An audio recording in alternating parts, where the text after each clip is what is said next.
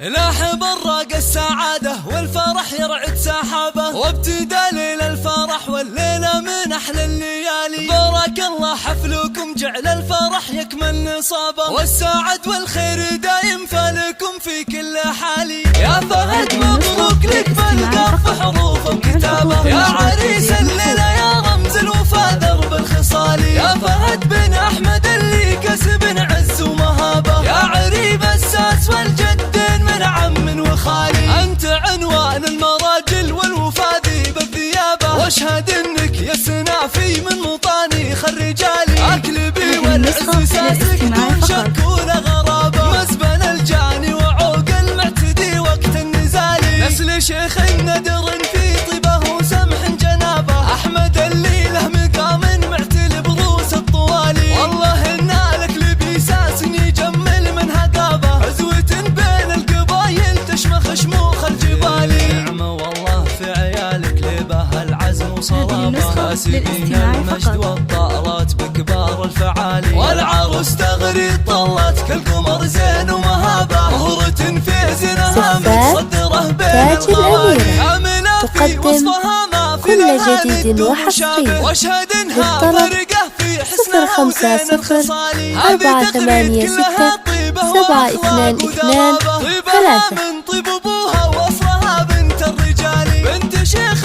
فتح للضيف والعانين بابه، وعلي راعى الفعول اللي تنومس كل غالي. سبيع الغلبه يلي مجدهم كل حكابه، الرجال اهل الحميه والوفا واهل المعالي. لابد السبع عن مجد من قبل عصر صحابه، عزهم تشهد له سيوف صقيله ونبالي. نسبع الغلبه يلي مجدهم كل حكابه، الرجال اهل الحميه والوفا واهل المعالي. الرجال اهل الحميه والوفا واهل المعالي.